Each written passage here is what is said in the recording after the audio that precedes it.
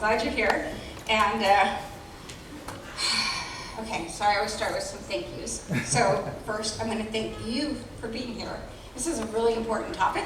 I wish we'd been able to get more people here, but July is a tough month, and so I'm glad that everyone who is here is here. So thanks for being here. And I want to thank Sandia for being our sponsor for the community programs for Tri-Valley Nonprofit Alliance. And then, of course, I want to thank our speakers who you're about to hear from in a few minutes. So now it's my pleasure. I'm going to let them give their background information. I'm going to introduce you to them, but if I read it, it would be flat, but if they say it, it'll be interesting. So we have Denise, Grayson, and Ruchi, Banerjee. And so I'm going to turn it over to you to let you introduce yourselves and then to get right to your program. So thank you very much for being here. Great, thank you, Kathy. So I'm Denise Grayson. I am the Incident Response Team Lead at Sandia Labs. I've been at Sandia just over 7 years, and before that I was in a similar role with one of the agencies under the Department of Defense. And I'm Ruchi Banerjee, and I also am a Sandian, and I do incident response as well with Denise. I have been there full-time working a year, but before that I was an intern. Yeah. All right, so we can get this kicked off. Got that where you can hear me. So yeah, we're going to talk about cybersecurity topics today. Obviously that's a broad and important area, but we picked out a few things that we thought would be interesting and relevant to the group. Feel free to interrupt us at any point and ask questions, and then obviously we'll have time for questions at the end as well, but if you have any questions as we go, jump in.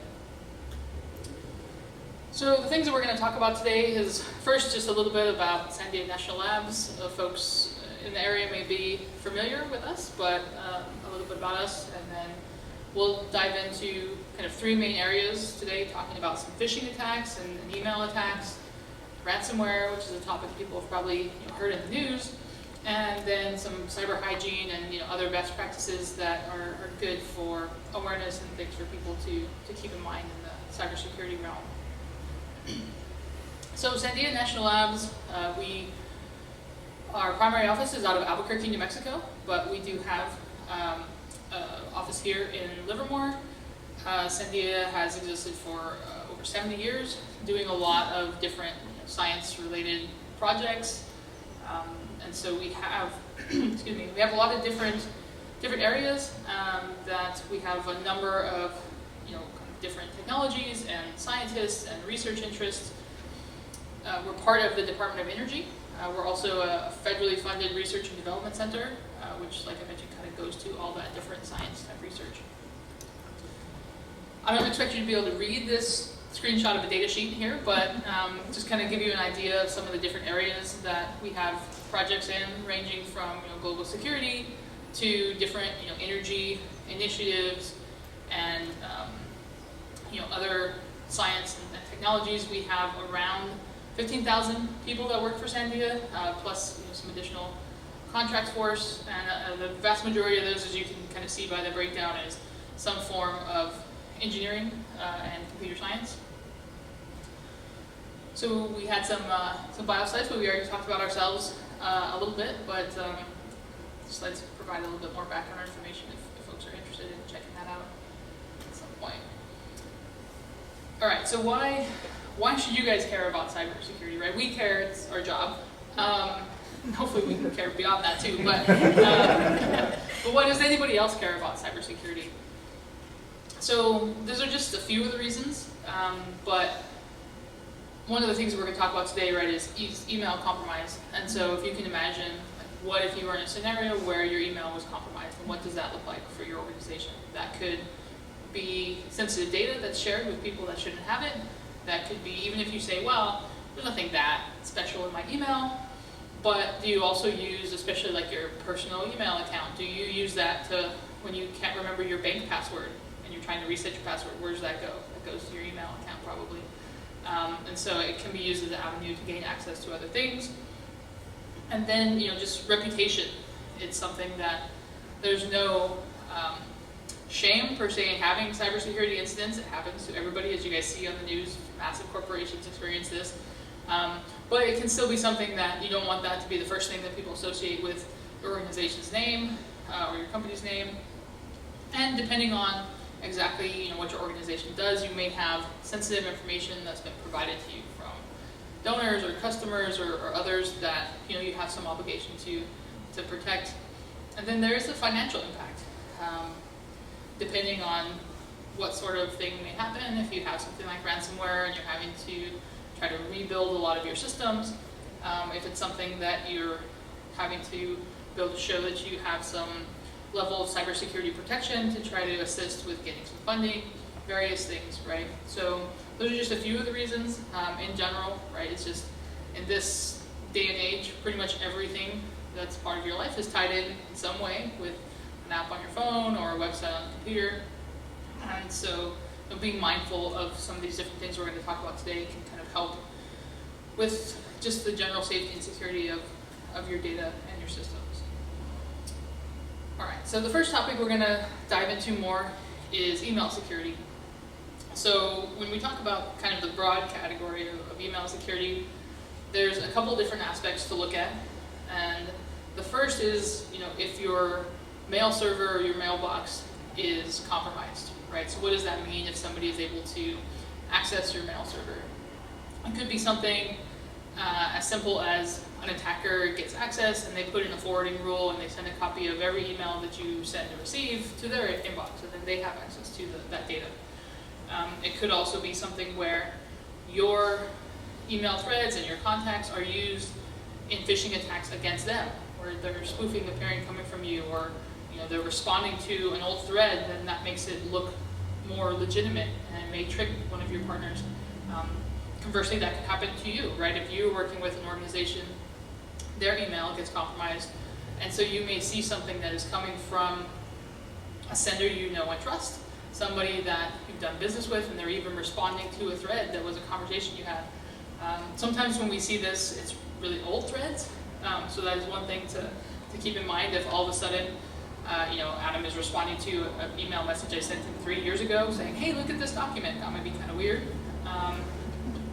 And then, by nature of their purpose, email systems accept, data and traffic from the internet.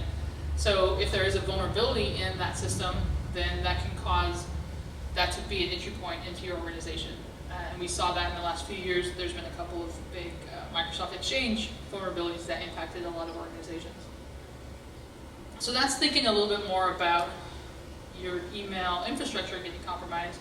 But the other aspect that we're going to dive into a little more deeply is incoming attacks that are phishing emails, spoofed emails, things along that nature that may be coming into your mailbox. So probably everybody in here has heard about phishing. Why are we still talking about phishing? Because it still works, right? So this is a chart that's put together from one of the cybersecurity consulting firms that does a lot of different incident response for different organizations. And you can see phishing is the big blue part of the circle. So it's still, there are other ways that people may gain access to your data or your systems, but phishing is still a big one.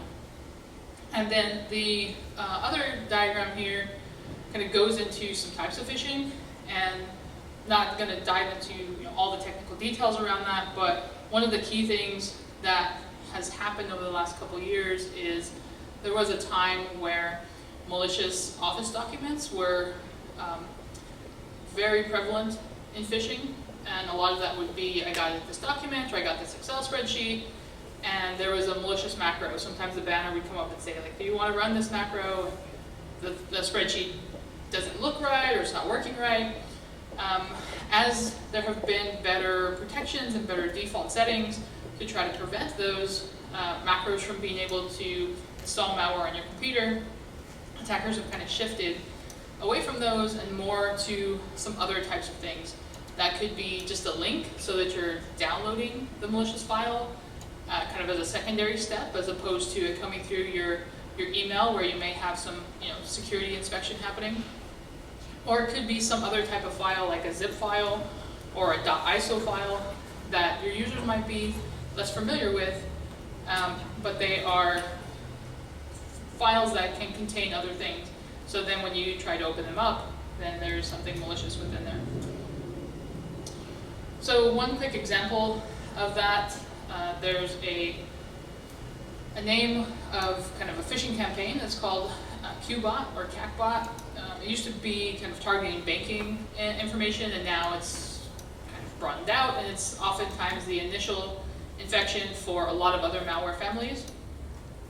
And so this is just an example. It's in French, so if you can read that, cool. I can't.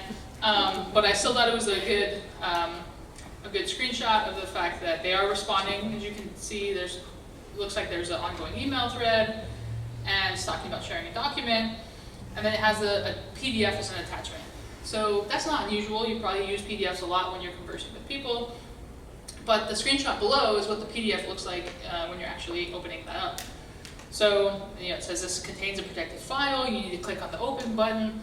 Gives you a sense of, to actually read this, you have to do another step. What that open button actually does is it reaches out to a domain on the internet, and it downloads a .zip file that contains malware. And so then, when you see that that's been downloaded, you may think that it's associated with, kind of the unprotected version of the PDF, and execute that, and that is a gateway into your system. So so that's phishing with the motivation of installing malware on your system, but not all phishes are trying to do that, right? And so there's a broad category that, this is a definition from Microsoft, but folks may have heard kind of business email compromise, and the idea there is they're maybe trying to get something from you that's not just installing malware on your system, or not even trying to get your credentials, which is another common thing in phishing, where they try to send you to like a fake login page so that they can get your username and password. These can have a number of different forms. There's a few examples there that Microsoft provided. One that kind of is more in the typical phishing thing is like your urgent bill or invoice. You didn't pay this invoice, right? So anything that is kind of that overdue sense of urgency. Obviously, there are legitimate emails like that if you didn't pay an invoice, but what an attacker wants to do with a phishing email is try to get you where you're not paying attention to the details because you're trying to respond to something quickly. You're realizing that it's maybe important, something you missed, maybe you made a mistake, I don't know why I got this. And another one is a message that will appear to come from somebody probably higher up in your organization that says, I need you to do something for me. I'm going to text you, send me your phone number so I can text you, this urgent request. Nobody else can help me. And those are challenging in the sense of from a cybersecurity perspective, right? We work a lot and invest in tools that try to look for malicious attachments, that try to look for malware, that try to look for malicious links. An email like this has none of those things, right? It's literally just a question asking you, send me your phone number. So this is kind of where the user awareness is the biggest piece of security, because I'm trying to understand, like, would the CEO of my company ever email me asking for my phone number? Maybe in your organization. The president of the labs has never sent me a legitimate email asking for that. So it's just something to be mindful about, right? And it's another one of those sense of urgency things where they're asking you to do something very quickly. I mean, you also have things like, I need to change where my paycheck is going, or routing information on an invoice, or things like that. And it's the same thing, right? It often comes from somebody that is important in your organization that makes you think, okay, I want to do something to help this person out, right? Can I say a question? Yes. The last one, that previous slide where you had the PDF attached, if it's coming through an attachment, so with Acrobat or PDF, it would look like that as opposed to just being an actual attachment. Is that what that represents? Yeah, so basically what this represents is there's a PDF that's attached, and it actually has like a little Chrome picture there. I don't know why that might be that user's settings, but so yeah, so the lower screenshot is actually if you open the PDF in Acrobat, that's how it looks. But it just gives you that message saying like, oh, it's protected, you have to click here. And so the open button actually is just a link to another web page, basically, that downloads something. I'm just trying to figure out how you can identify attachments that aren't legit. Yeah, it can be difficult, right? Especially like a PDF. So the good thing is that for the most part, when you open these PDFs, you actually do have to click the open button before you download the malware. So if you see something that looks like this, maybe double check. Be like, I don't know. Maybe call the person and be like, it tells me it's a protected file, especially if it's something that you don't expect to be, protected. But I haven't seen legit documents that look like this. And you see that too, even with like Word documents, where it'll say, you need to click here to log in because it's encrypted or it's protected or it's secret or special. And so I think that's just another level of kind of that, this is really important, type of thing. So if you ever do get in a situation where you open a PDF that looks like that, you're probably still okay as long as you don't click on the link and follow the next steps. And so that was actually one of the reasons why I picked this example, because for us, right, we're looking at possibly malicious emails all the time. We see that, that's like an immediate red flag. Like that's probably bad. We need to go delete that from the user's inbox before they see it. But other people maybe have never seen that, and so it might look, very legitimate that it's a protected thing. Thank you. And then the next example is spoofed emails, right? So that is when the email is pretending to come from somewhere else. The screenshots are a little bit small because I kind of included 2 of them, but the one is actually a snippet of that Microsoft article referenced on the previous slide talking about business email compromises. And they talk about examples like it might be almost the right domain, but not, it's off by 1 letter, or Gmail has a number 1 instead of an L or whatever. Or they could have things that show up where it says, like in this example, via suspicious.com. And the PayPal example it's very small, it's kind of hard to read here, but I think the slides will be available to you guys. But the display name says support, which you're like, oh, okay, that probably is PayPal support. But if you look at the actual sender address, it is something, service5365@ovh.com, right? So that's not really PayPal. So that's one thing to keep in mind, right, is that display name that shows up in your Outlook or your Gmail or whatever your mail client is very easy for people to put whatever they want there. And if you have, if you're unsure, I mean, there's also ways, if you want to dig in more to technical details within Outlook, it's under properties. I think under Gmail and some of the webmails is like view original email or something like that, where you can actually look at email headers and try to see, like, does it say that it's coming from PayPal? Like, do I see PayPal.com in there anywhere? Or do I see, Google or whoever is claiming to have sent that? So it can be a little harder these days to identify all of these because companies do use like third-party mailers, so it doesn't mean that everything that they send comes directly from them. But definitely something just to keep in mind and look at kind of what the actual email address is that's sending it, and not just that display name.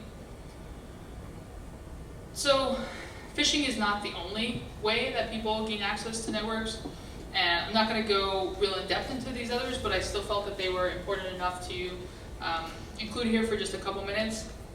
One is search engine advertising and malvertising. We can kind of talk about those together. Especially in the last 6 months or so, there was a trend where a lot of malicious actors were buying advertisements. So when you go to Google and you search for something, you guys probably noticed like the first 1 to 4, sometimes even, responses that you get, it'll say sponsored at the top, which means someone paid to get there above the real search results. So if you were, say, trying to download a piece of software that somebody had told you about, maybe you want Adobe Acrobat to read this PDF, the actual Adobe site might be 3 or 4 sites down, and then other people will say, oh, here's where you download the software that you're searching for. And then when you visit that site, it's not the legit site, and it's a malicious version of the software that you're trying to find. And malvertising is basically malicious advertising. So that's when people will pay so that when you're going to read a news article or whatever on maybe a legitimate site, but they have purchased an advertising spot on that site. So then it's something that maybe is popping up and telling you that your computer is infected or different things, because it can be confusing because you're going to maybe a legit site, but the advertisement on there is coming from a bad place. The third thing on the list is USBs, right? Thumb drives. They're handy to copy data, share with people. but they can still be a place where malware can spread, right? People could go into your parking lot, drop one on the ground, and hope that you pick it up and plug it into your computer, and then they're able to access your computer, right? You go to a conference and someone's handing out things. So just something to be mindful of, right? That anything that you're plugging into your system is files that then have access to your system. And then, of course, any internet-facing applications or appliances.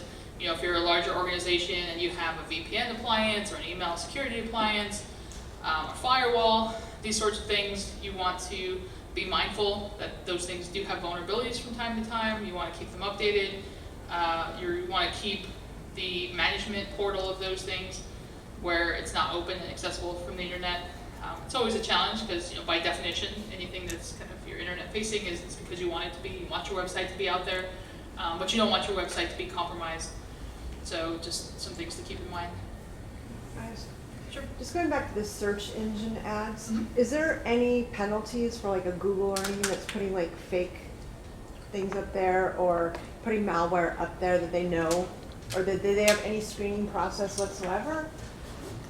I think some of the companies do make efforts to get rid of malicious advertising when they find it. I don't think that there's any penalties. You know, one of the problems, in my opinion, with kind of the internet ecosystem is like even a lot of the advertising stuff is provided by a lot of your big companies, like your Googles and your Facebooks, right? They own a lot of the advertising infrastructure. So there should be a little bit more, in my opinion, expectation for them to do better with that. But in their defense too, it can kind of be a whack-a-mole situation where, okay, there's this one, we get this taken down, but how quickly, and even if they take it down within a day, how many people downloaded something? Was it still worth it to the attacker, the cost of the ad, if they, you know, got a lot of people to download it, even if they are there for a small time frame? So I think all of the kind of, you know, big companies do what they can to, you know, try to quickly get rid of things once it's identified, but the process, I don't think has a lot kind of before it gets out there of checks and balances on some of those things.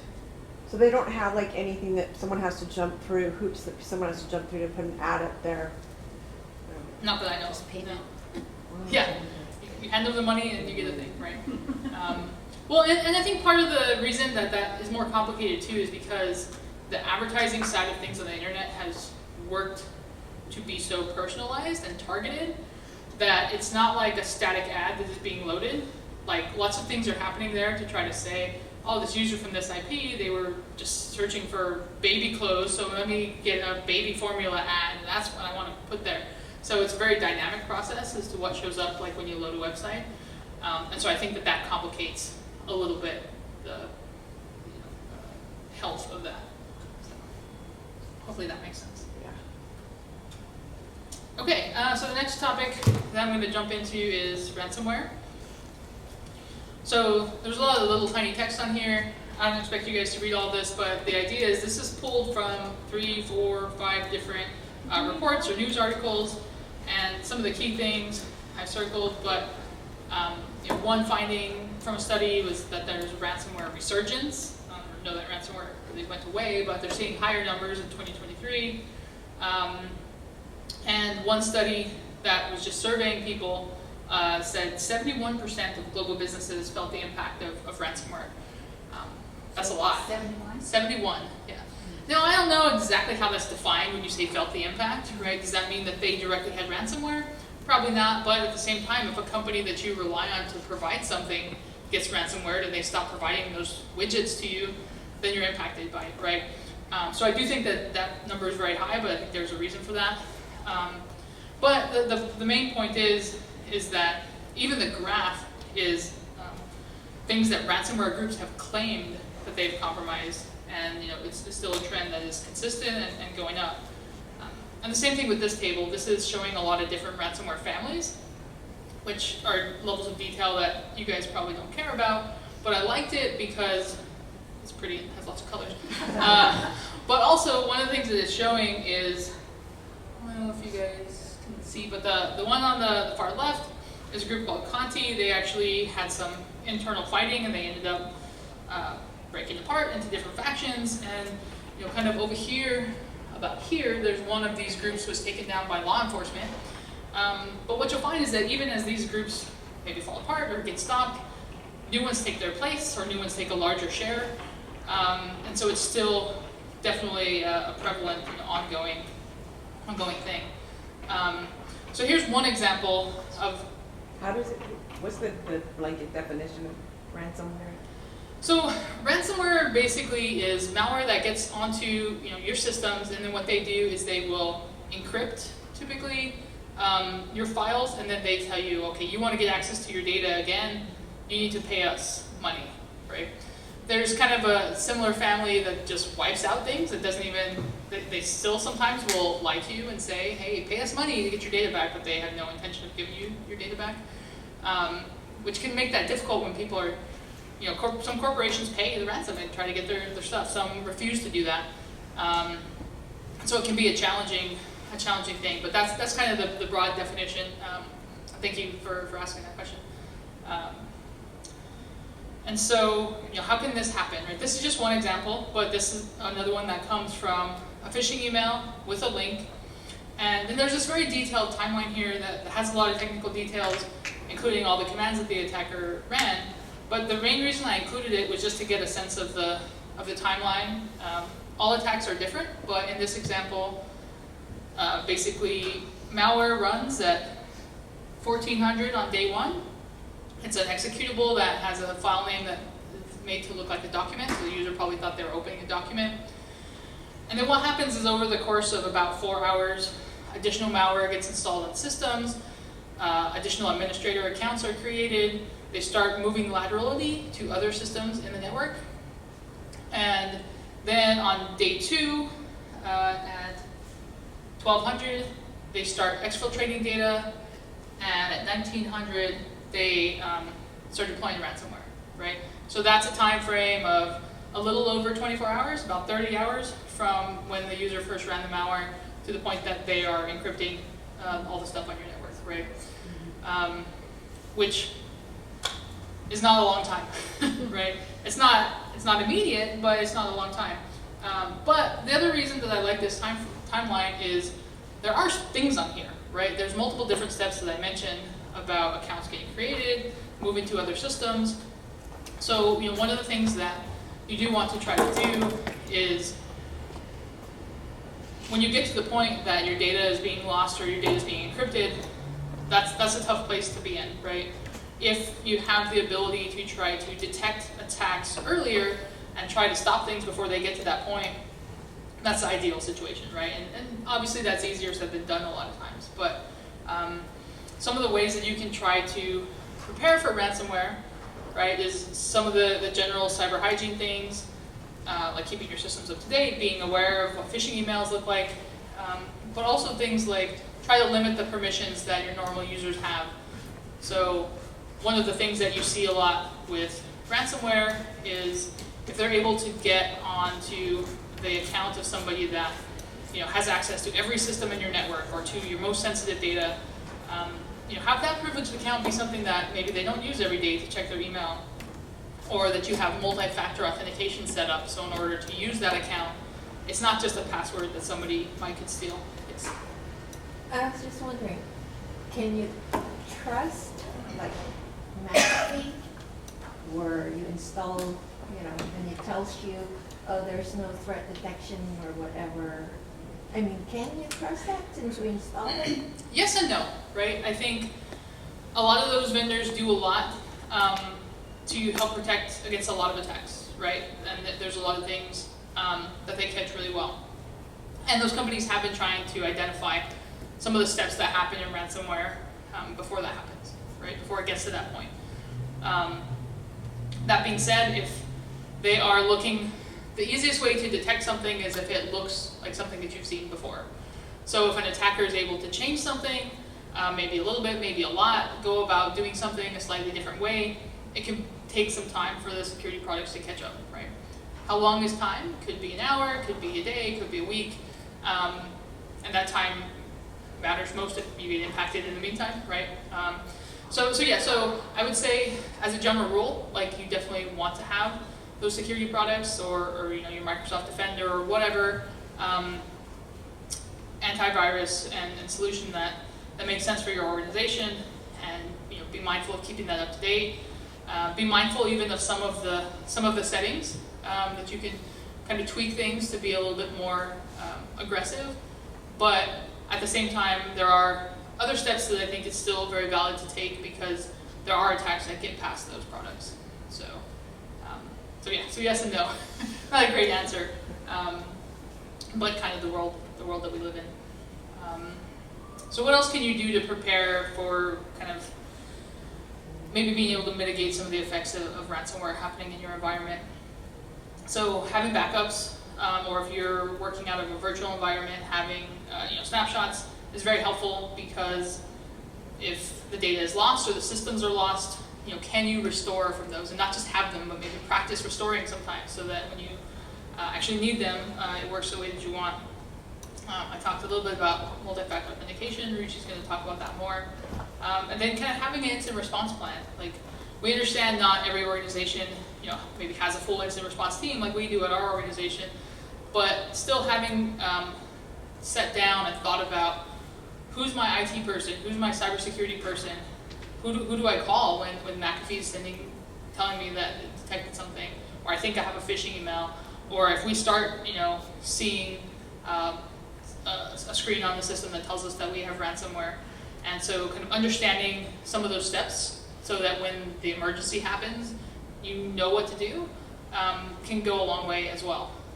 And then there's a number of different resources. This was obviously a kind of quick and dirty, high level, talking about ransomware, but there's a number of different resources there that folks can check out from the slides. So with that, I'll let Ruchi dig into the next few topics. Okay, can you hear me? Is this good? Okay, awesome. So, so what exactly is hybrid hygiene? What are some great practices for you to implement? First one I want to talk about is multi-factor authentication, commonly referred to as MFA. And that's essentially when a user is required to provide more than one or multiple ways of authentication to a system. And if there's anything I want you to take from this slide, it's that multi-factor authentication needs at least a minimum of 2 different types of, factors, right? So on the table to your left, there's 4 main factors. One is something you know, so that's usually like passwords, pins, things like that. The other one is something you have. This is probably the second most common type of authentication or factor. So that usually includes some type of token or certificate, either physical or software-based. And then the third one is something you are. So this is usually something that you actually have on your body. So it could be like an iris scan or a fingerprint. And then the last one is your location. So that could be either the source IP or your geographic location. And why do we want to use MFA? It's often the best defense against weak passwords and subsequently password-related attacks. And another thing that you should keep note of is to be aware of MFA fatigue. So this is when, so as an example, you guys might be familiar with this if you have 2-factor authentication or know about 2-factor authentication, but usually when you're logging into a system, right, you'll supply your credentials, so a username and password, but then maybe as a second step of authentication, you'll get a notification on your phone asking you to verify, is this you, right? So MFA fatigue is when an attacker probably has your credentials, and so they log in as you, but then you yourself are getting the notification on your phone constantly. So they keep sending that notification, and the user is then so annoyed that they say, yeah, fine, this is me, right? So that's something that you definitely want to be aware of. It's a very easy way for an attacker to get in. And then when do we want to use MFA? I talked about user logins, but you can also use it for changing passwords or elevating your privileges to an administrative session, and then also logging in via an API. All right, so what is the problem with passwords? I think this is a really big topic. And so a lot of users will use weak passwords. And when I say weak passwords, what I mean is using your name or someone else's name as a password, using some type of common name, or even a dictionary word. There's actually a password attack called a dictionary attack, and it's when the attacker will take a list of commonly used passwords. So it can even be names or names with numbers, whatever it is. It's a big list of commonly used passwords that they just try against a system. So that's one of the reasons why we don't want to use these types of passwords and make them more complex. Another type of weak password is a keyboard swipe, so like 1, 2, 3, 4, 5, or QWERTY, so like the top row of your keyboard, right? Definitely don't want to use that. And also, the problem with the password is many users will use the same password across many different platforms, right? You definitely don't want to do that.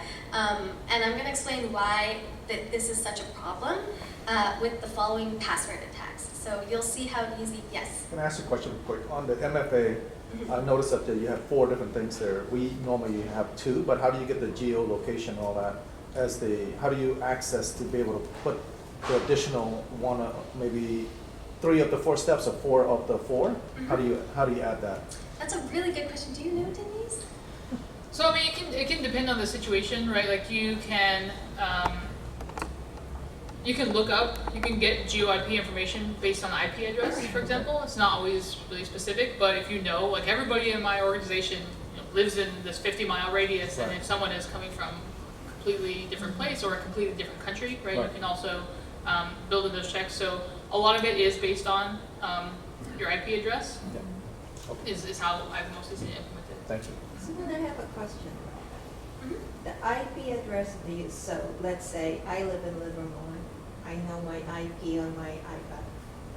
Mhm. And then I travel, so like I'm going to Kenya. If I use my phone there or my iPad there, is that the IP that's gonna show?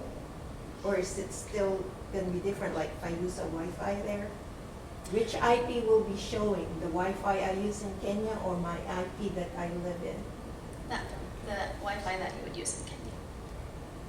So it depends on like the network that you log into. So like say you go to a hotel in Kenya, the IP that will show up is based on the network that you're connecting to there. So then if I get a message saying from Facebook, is this you? I need to know what the Kenya IP is before I said yes. Or you have your own VPN, right? Your own private VPN. So they could talk a little more about that. Yeah, and I'll be talking If I about have my VPNs own too. VPN, which I don't. But right, if you don't, then yeah, and you don't like. There are websites that you can go to find out what IP that you're using. That is the public side of your IP.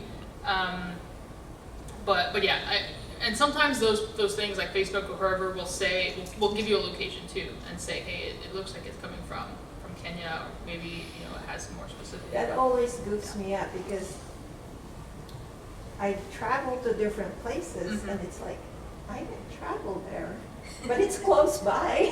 Yeah. Well, and that is another interesting thing, right? Like especially say you're using your phone, it's using the Verizon network, so the GeoIP is not perfect. So you might use your phone as talking to this tower that's in whatever Colorado Springs, but maybe that actually comes out and is tied to Verizon Denver or something. So GeoIP might still show something like Denver, even though you're in Colorado Springs. You're like, well, is that still me? It makes it a little bit more challenging. But there are, depending on the type of network, it can be more specific. Yes. Let me say, add to the question back here about how do you use number 3 and 4 for MFA. That really depends, like they all do, on the software that you're using. So you have to be a much more sophisticated organization to be able to use GeoIP tracking. Like with our organization or any of the national labs, if you're logging in from Kenya, you're just not going to be able to, right? It's not going to let you. So you need to have that stuff set up on the back end. You can't just say, hey, I want to, not allow anybody from, New Mexico to log into my, accounts or anything like that. You have to have quite a bit in the back end to enable that. Still very good, but it comes at a cost, and a lot of not-for-profits may not have that capability to be able to do that, but there is software out there that can allow fingerprints and biometrics, things like that. But every time you go through that list past passwords, it gets more complicated.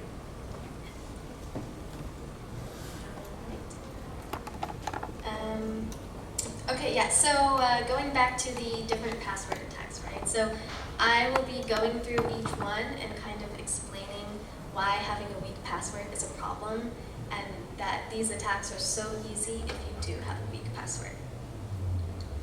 So the first one is more of a umbrella term, I guess. It's brute force password attacks, and it's when you are constantly trying just different passwords to a system to see if something works. That's essentially what it is. So you can either have one password or multiple passwords, and you're trying it against one or multiple different accounts. And there are multiple types of brute force attacks, so I'll be talking about that next. But first, I want to show you guys this table here. So if you guys have ever tried to make an account with a website and they're saying like you need special characters and uppercase and lowercase letters, and you're like, oh, forget about it, I'm just going to make my own password. And you get really annoyed when they say, no, your password doesn't fit these requirements. Well, let me show you why. Because at least for me personally, I've always, not always, but it does annoy me sometimes that like I can't use the characters that I want to use. But so say for example, you have a password with only numbers. It's an instant, like you can instantly crack that password. So an attacker will be able to crack it very quickly.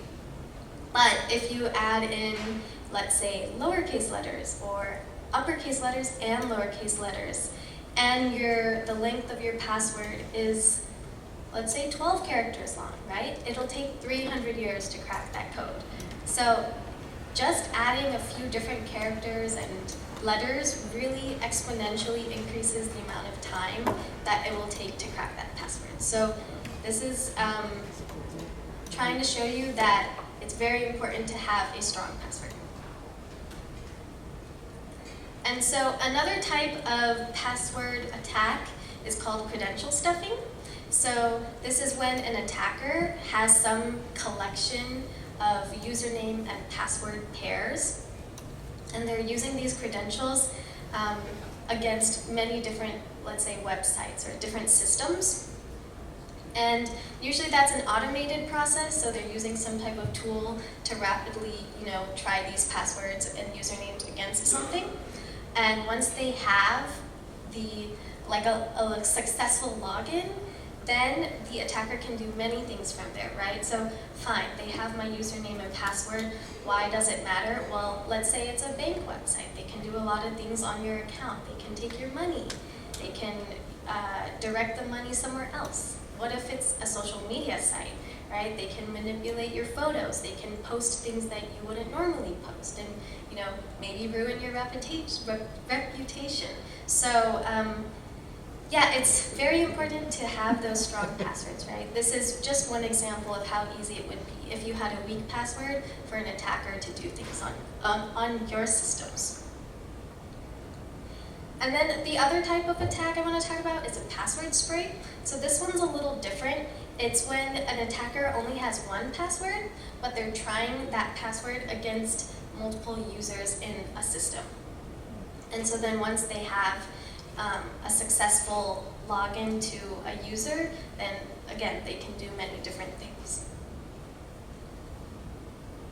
Oh, and I do want to mention, this one is interesting because, from an attacker's perspective, because it will avoid them being locked out. So they're not, having to try a password against one user multiple times.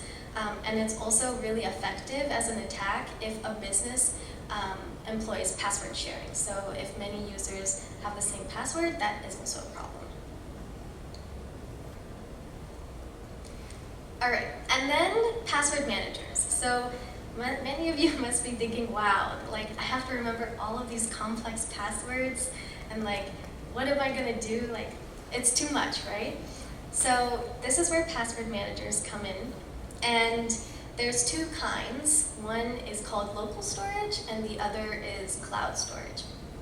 Local means it's on your system itself.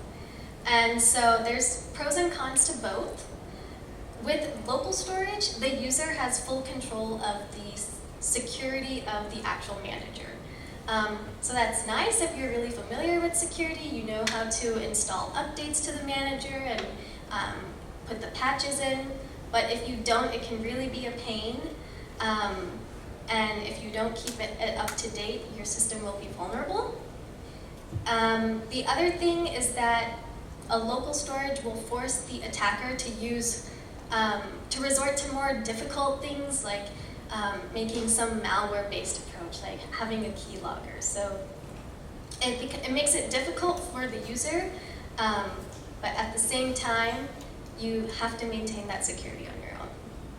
And then the last thing is, with a local manager, you are going to have one device or one license per device. So say you had your laptop and your cell phone, and you wanted to be able to have access to your passwords on both devices. So that way, if you only have your phone, you still have access to it, and vice versa. Well, you will have to get one license for your laptop and one license for your phone. So just something to think about. And then with the cloud storage, it's really nice because the cloud provider will maintain your security for you. So it's off your hands, you don't have to worry about that. And the password is recoverable. So with local storage, it's not, but with cloud storage, it is. And finally, you can access your password across all your devices. So it's not something where you have to buy different licenses. It's automatically set up to sync across your devices. Yes? Most of us use Dropbox or Google Space and all that.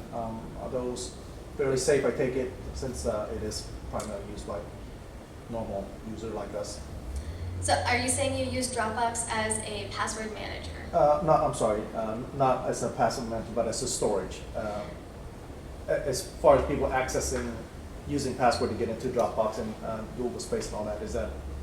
Yeah, I mean, I think as long as, everyone has a strong password and it's different from everyone else, it's just like any other website. Yeah, did you want to add anything? Yeah, and I don't know about Dropbox, but like with Google, obviously you can also do the two-factor authentication or the multi-factor, if you wanted to do that. But yeah, as far as I know, those companies are pretty good about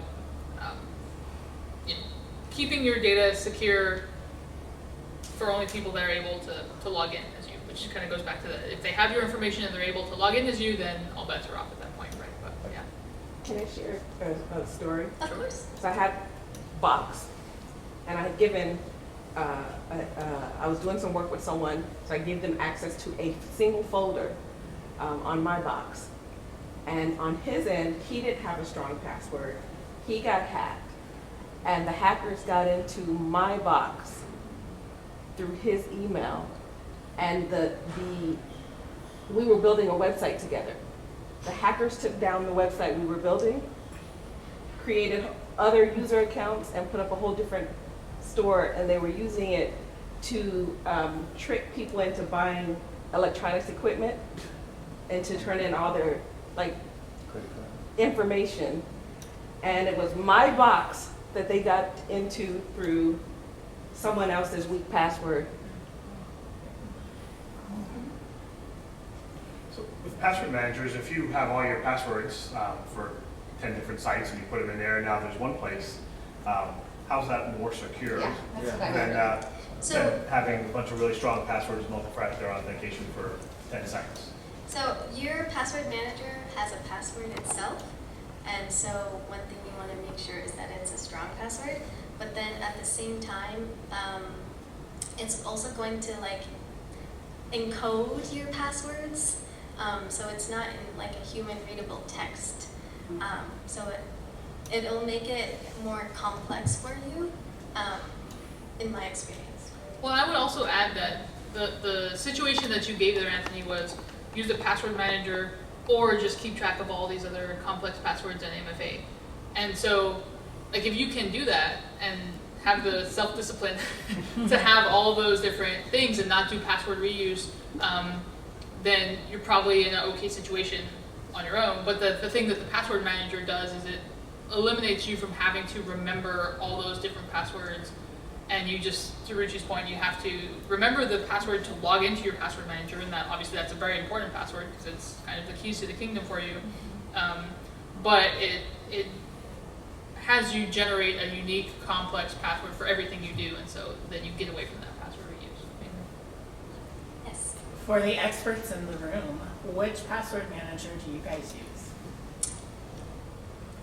So we actually, Ruchi has the next slide Yeah. that talks about some of the different features of some of the different products, right? So there's a lot of different popular ones, and I think for most people, it just kind of depends on some of the features that you find more relevant for you.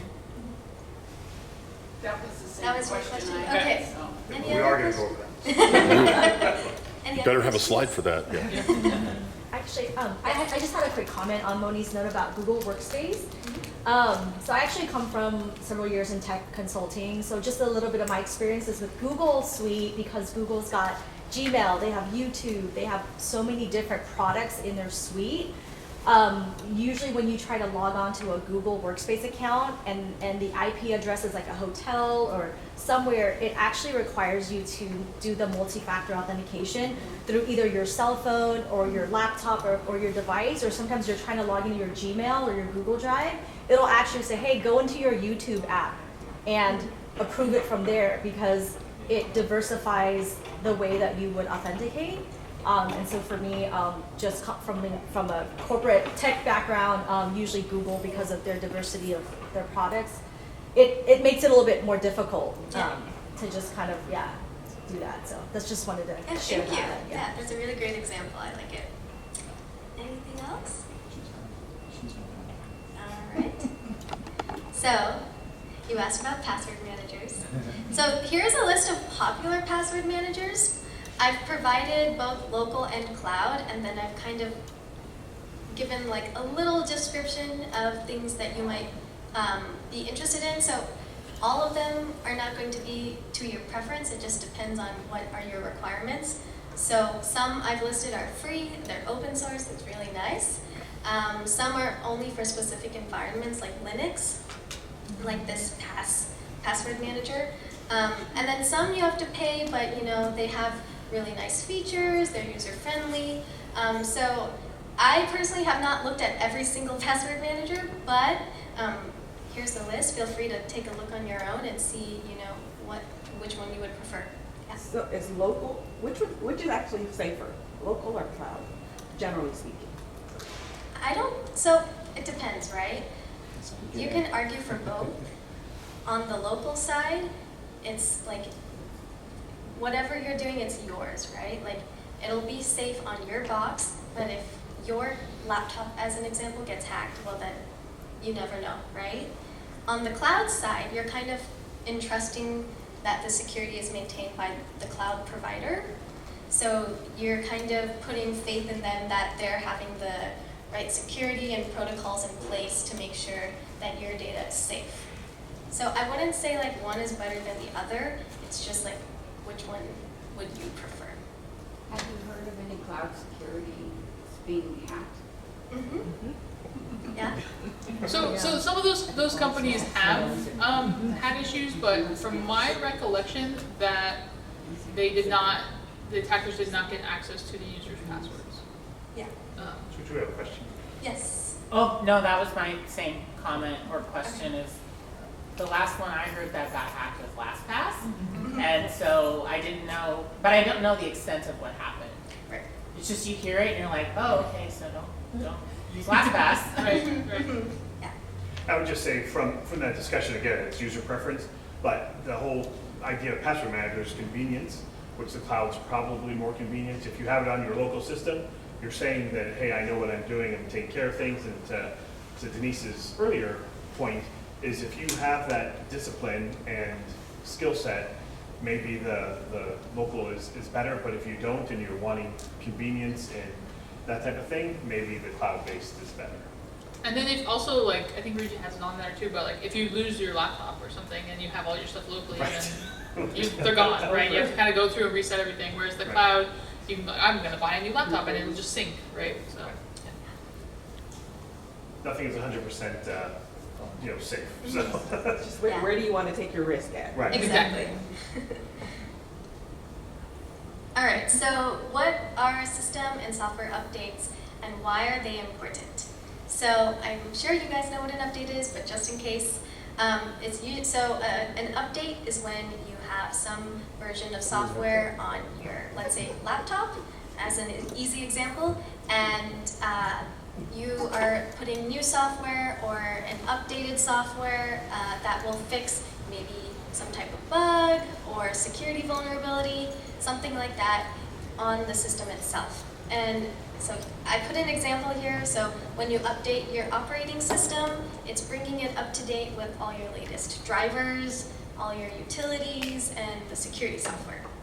It's usually free, but why do we need these updates, right? So an out-of-date system can become vulnerable. So the whole reason for the update is to fix those bugs and those security holes, right? So if you're not updating it, you're keeping your system vulnerable to an attacker. But also, it will not allow you to function or see things the way that you should be seeing things, right? So as an example, say you're going to a browser, you're visiting a website, and nothing loads, or like maybe half of the page loads and then the other half of the page has errors. So why does that happen? Probably because you haven't updated your system or updated the browser. So updates are very important. Yes? Can you trust every time your computer comes and says you need to update, click here? Or can they attack you that way too? So it depends, right? So with the I'm gonna get tired of hearing us say it. The answer is yes. So usually yes, like you should always update. However, some updates will have unknown bugs and vulnerabilities, which is why they then release further updates, right? So I guess what I'm trying to say is yes, always update, and then usually if something is a problem after the fact, they will release a new update. But if something just pops up on your screen and says you need to update, Oh, Yeah, that can definitely be, Yeah. an attacker, and that's an example sometimes of like the malvertising, where it's like it's an ad, but it's this pop up. So usually the thing to do with those, sometimes it can be hard to tell if that's real or not, right? But if it's telling you, okay, your Adobe is out of date, click here. You're better off not clicking here, but like go open Adobe Reader and there's a place where you can, it's usually under like the help menu and say check for updates, or the same thing with your browser, right? Or just say, okay, I'm gonna go to the website itself. It's kind of like when you get a phishing email and it says like, hey, I'm your bank, here's my number, and you say, no, I'm gonna call the phone number that I trust. So it's kind of that same thing of, because there are times when a website won't work, and it will tell you, especially when there used to be Adobe Flash, which moved away from that as a society, thankfully. But and so a video literally wouldn't load, and it was actually truly because your Flash player was out of date. But generally speaking, if it's a pop-up, then if you think it's something that could be legit, go through the update process. That's the more official one through the software, as opposed to the click here piece.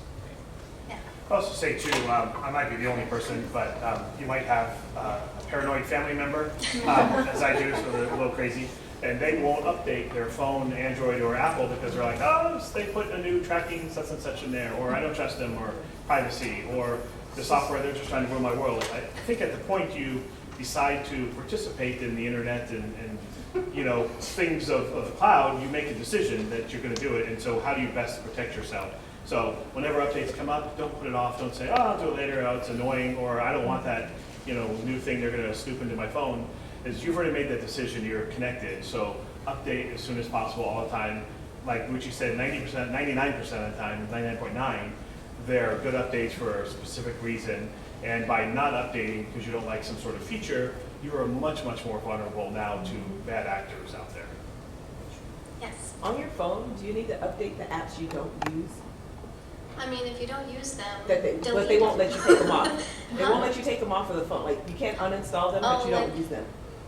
But then they need updates. You can always delete. No, there's someone like. Sometimes There's like certain ones Samsung you or can't Verizon ones get that rid you of. Yeah, Yeah. so they Yeah. cannot delete. I mean, But they need to be updated, and I just I don't would. update them.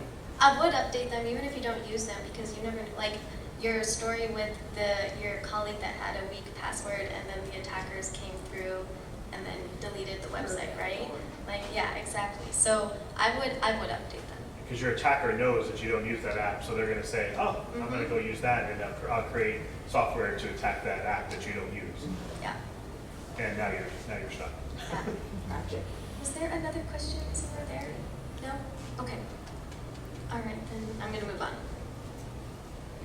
So I just wanted to visually represent this. So this is a graph of the impact of a patch release or an update on the number of exploits that are occurring. So on the vertical axis, you have the number of exploits or attacks happening, and on the bottom axis, you have the weeks from an exploit being published or written about, and the patch release or the update being released. So all the way on the very left, you have like week -53. So this is like 53 weeks out from when that exploit is being published about. And then in the middle where you see this huge spike, that is like week 1. That is when the exploit has been published about. So attackers now, if the attacker didn't know about this exploit, they now know about it. And you can see the huge spike in the number of attacks that are happening, right? So it's very important to update your system. So that's the point I want to make with this. It goes back to Anthony's point of don't really put it off because it can matter, right? Because it's been out there for a year, people just don't know Exactly. about it. Mm-hmm. Yes. I'm just thinking of Teslas.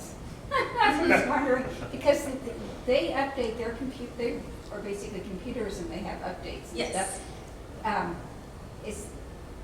Do they get the choice to update, or does Tesla put it all the way through? Do you know? I'm just kind of I don't curious. know. 'cause I'm not rich enough to own a Tesla. I would Does it assume, automatically. I would assume if they push it Yeah. to the But car. that would be unnerving too for your, to come out and have your car updated when you, It does it Yeah. automatically. Yeah. But yeah, I think a lot of them do it automatically, which makes me always worry, like, what if there's a bug in there? Yeah. Now my car doesn't I work, wonder if right? it's But yeah, it's kind of similar to even, well, yeah, I would say most of them just push it and it happens automatically without you having to accept it. Especially for some of those situations where safety is a big thing, right?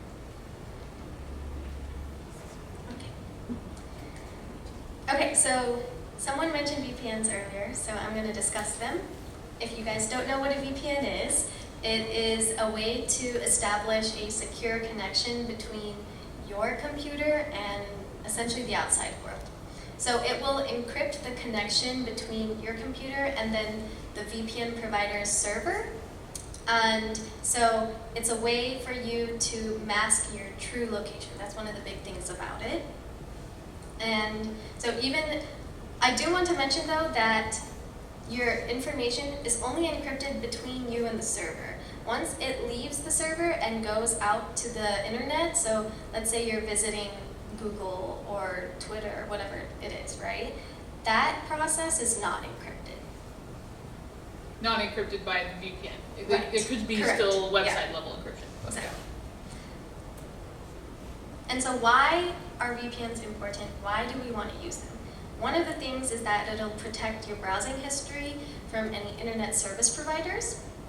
And so the main thing with that is you're not getting any targeted advertising, right? So because your IP is actually an IP given by the VPN service and not your actual computer's IP, an advertiser is not going to be able to know to send certain advertisements to you. And so it'll secure your IP address and your location as well, right? Because as I said before, the IP is assigned by the VPN service. And it'll protect your communication between the public networks, as well as encrypt your user data. And finally, it's great for organizations with remote workers. And then yes?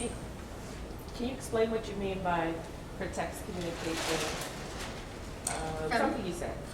It protects the communication from interception on the public networks. So your communication between you and the server is going to be encrypted. But then because your IP, so maybe this visual is more helpful. So because your IP is not actually your true IP, any communication is only So let me think. So you have an IP assigned by the VPN service, right? So say it's like 1.2.3.4, 1.2.3.4. And then you're communicating to the internet, right? All of that communication is kind of protected in the sense that no one is knowing what your true IP is. So even if you're talking to someone externally, right, that information that's being talked about or discussed, whatever it is not directly associated with you. And I would say the other example too is like if you're at like a coffee shop where there's a free Wi-Fi, and if some of your communications maybe normally in the clear, and someone can sniff that or get access to that on a public network. If you're doing a VPN, then everything as it's leaving your computer is encrypted between your computer and the VPN server, like Ruchi's talking about. So then if the other person at Starbucks is trying to listen to your communications, it's all encrypted at that point. I think the biggest one is the airport. When you go to the airport, you use the free Wi-Fi. If you don't have a VPN, that's why a lot of times now when you go to the airport, you get people sending you, really derogatory photos and videos and things like that. So that's the reason. It's because you're not using a VPN. You're using the free access where everybody else has access to that as well. So VPN is a big one. Hotels too. Yeah. I use my hotspot on my phone. Is that, I'm thinking that's more secure. Is that more secure? Yeah, so that prevents you from, so then you're not on the shared Wi-Fi that everybody else is connecting to, right? I mean, that doesn't help in terms of like purely the encryption side of things, but generally speaking, yeah. So then everything is going through your phone as opposed to the Wi-Fi. So that is another good alternative to free airport and stuff like that.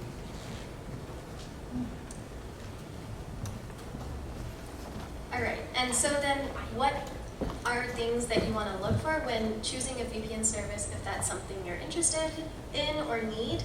One thing is to look for strong protocols. So is it using the most up-to-date security protocols, encryption algorithms? Make sure, do your research and see what protocols they're using. The other one is IP address protection. So actually a VPN service is allowed to log and read the information that you're sending across between to their servers and back. So you want to make sure that they are not, like if it's something that you require and you don't want, you want to make sure that they are, sorry, I'm talking about their zero logging policy, so I'll just jump to that real quick. But so the zero logging policy is where the VPN service is not going to log the information that you're sending between their servers.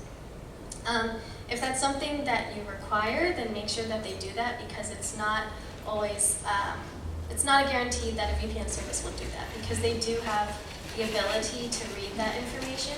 So make sure it's in their policy that they don't do that. And then jumping up to the IP address protection, so make sure that they're truly putting you in a pool of IP addresses where you can't be directly associated with your true IP. And then finally, do they have options for authentication? So if you need multi-factor authentication, do they provide that service, right? Do I need to have 2 types of authentication in order to even log on to the VPN service? So that's something that you should keep an eye out for as well. Yes? I will say, some experience when I use VPNs, because the way it works, right, you're joining a pool with everyone else. So when you connect to a VPN, say it's in California, everybody who's joined that same VPN also shares that IP address. So when you talk to Google, for example, Google might see 100,000 people coming from one IP address, and what Google's going to do is say, hey, are you really human? Because this seems kind of like odd behavior. So I will say when you join a VPN, sometimes you might get prompted with CAPTCHAs for certain websites. But the security you gain from using a VPN, I think, is beyond solving that CAPTCHA and the extra step that you have to do. Thank you. And with that, that's the end. So any questions? I have a question, and this is mostly related to online security. So we do receive a lot of donations that come in, and we sometimes have to save credit card for a recurring donation. And in the past, in my other nonprofits, we have seen a lot of hackers try and use our online option to check if the credit card is valid. So we put in authentication where we have a zip code, but that's one of the things they try, and we have the capture.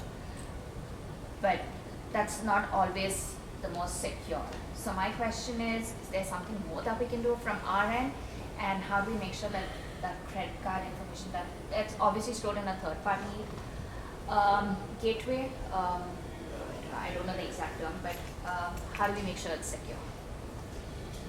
Yeah, so for the second half of that question, I would say that you're probably going down the right route of utilize a third party that's more their specialty.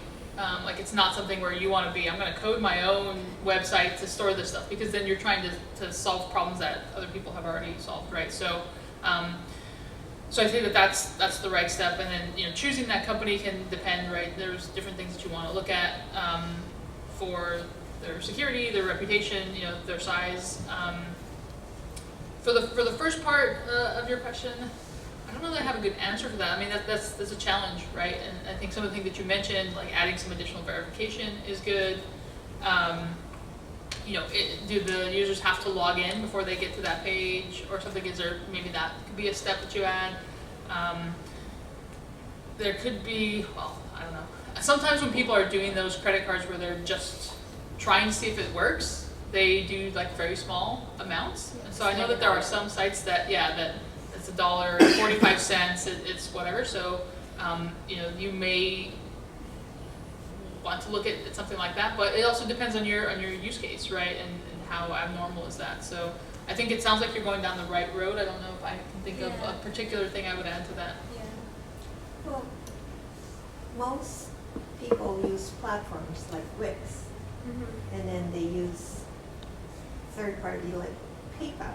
So at some point you have to trust that Wix and PayPal will do their job and protect the people that are using it. Correct. And that's the benefit as someone who is taking money in the exchanges is of something like PayPal, where you don't have their credit card information, you don't have the PayPal does all of that, and you just kind of get the back end. So that's the benefit of using those things.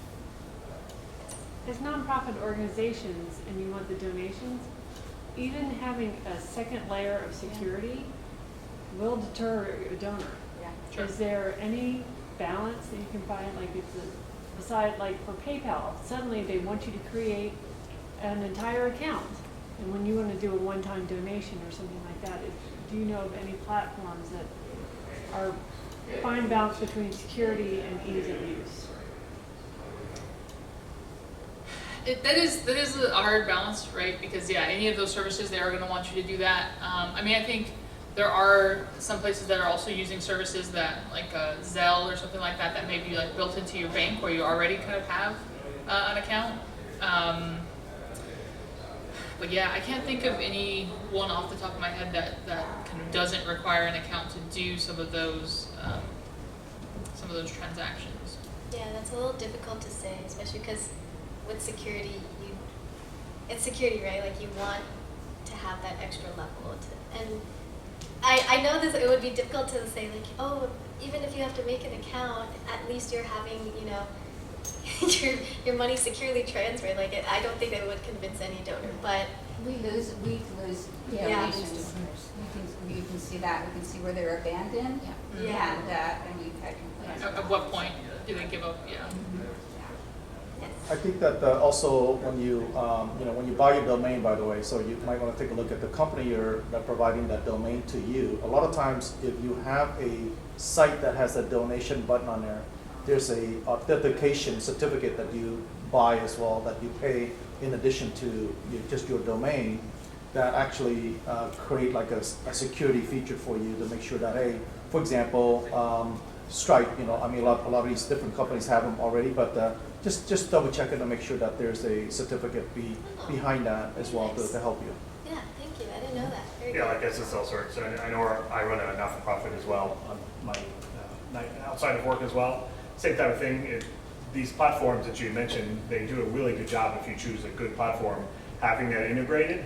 And at some point, you have to have some security, right? You can't just allow, hey, donate here and put a credit card. The user won't ever understand, but it's for their benefit as well. I would also recommend too, if you do that and you're storing any kind of personal information, credit card stuff, first of all, there's a lot of rules, regulations on that, so don't do it. But if you do it, I would really look into cyber insurance as a not-for-profit. It's not that expensive.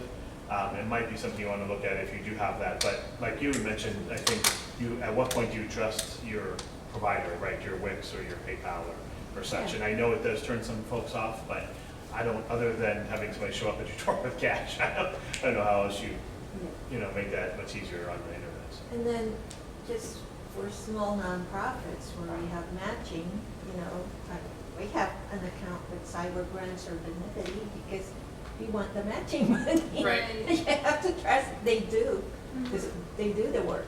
Right. Yeah. So it is a balance, and I think that to your point, there's going to be some people that are just like, I'm not going to go through the hassle of it, right?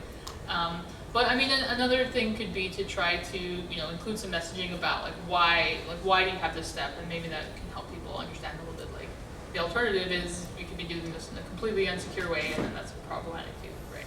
Paper and pencil. Yeah, send us a check, right? Yeah. So you're just saying like donor education. Right. We know this is annoying in Well, a nice way. yeah, saying yeah, that, exactly, but right. it's Well, I for mean, your safety. Lots of sites, even if you're buying something and then you go to it, why are you forcing me to do this? And the first thing that I think of in the back of my mind is you're just trying to get my email address so you can send me junk all the time, right? But you know, in the case of as you're going through donation steps, that you know maybe even just a couple lines on that webpage that some people aren't going to read anyway, but some people might, and it says like, you know, this is why you have to create an account, or this is why that we only allow, you know, PayPal or specific payment options is because we've determined that they're you know, ones that are trusted or industry standard, that may require you to create an account, but it secures the transactions, you know, better for everybody kind of thing.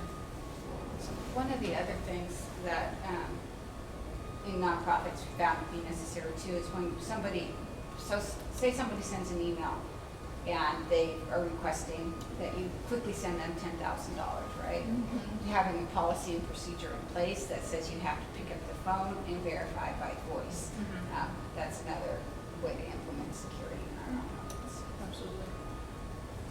I will say to that, with the AI and all the stuff that's going on now with like voice verification, it's really easy for people to kind of spoof your voice. If they can get certain clips of your voice, I'm sure they'd be able to make you say, yes, I approve this transaction, something like that. So, I give up. All of that's to say, all of that's to say it's a game of cat and mouse when it comes to cybersecurity. Well, and that kind of goes back to your multi-factor authentication too. Like, do you trust someone's voice or that they're answering the right phone number or their voice? You know, or do you ask them for even your bank sometimes, right? You call them and they can see that you're coming from a phone number that they have associated with you, but they may still ask you for a passphrase or something, right? So, like you said, it's a cat and mouse of at what point can you step up some of those multi-factors? I was going to say, everything we went through today probably might have scared a lot of folks, and it's the bad, you know, you want to go back to pen and paper. It's not a matter of if it's going to happen, it's probably when it's going to happen, right? You probably will have some sort of cyber event in your life if you haven't already. I think the thing that we're trying to get across is some simple steps such as don't use, you know, Mary and change the A to an at symbol and think you're okay. And, you know, so stronger passwords, password managers, small steps that you can take really exponentially increase your odds of being safe online. So do that. Yes, it could be a hassle, but the attackers think about this 24/7, and you don't. The other thing I would say, this is just a plug because I want to plug the team. I think Sandia National Labs and also Lawrence Livermore, we have some of the best cyber folks literally in the entire world. If we can tell you some of the stuff that this team does, it's amazing. Ruchi and Denise, Adam, Keisha, just absolutely amazing. And so feel safe with that. I wish all government organizations were as good as we were. I'm a little biased, but they are getting better. Can we all go under your umbrella? The reason I said that was my husband used to work, he's retired now, at Lawrence Lab, and he actually got a warning, I think, from the IT over at the lab, at Lawrence Lab, that there was an email that had a virus or something. and I had to call my boss because I worked with a different company. Said, hey, you're sending me an email with a virus. Yeah, I'd like to say we're immune to that, but because of folks like Ruchi and Denise, they do a pretty good job, but stuff still happens, right? But it's tough, but small things that you can do yourself can go a really long way in protecting yourself. Moni? Kathy, just final thoughts, former police officer, a little more here. Three things you want to think about. Number one is really take a look at a lot of you are getting a lot of emails with invoices. Really take a look at the sender's email. That is like the first indicator of what's happening. So make sure you don't, anytime that anybody asks for password or reset something, please don't do that. Second thing is that shred, like literally shred everything that you have and make sure you protect that. And now, with the incorporation of AI, make sure that one of the things that Sophie, like my wife and I speak about is that we have our own password. If something were to call, for example, there's AI voices out there now. You could literally get it for $5. You could change the voice and duplicate my voice and send a call out, and they learn so much about you. They could literally know your children and whatnot, say, here's what's happening. You got to set up a password for that. Hey, tell me the password. If they don't know that, then you know that's coming from an AI. So, especially with AI being incorporated into everything that we do now. So, that's it. All right, well, yay, thank you.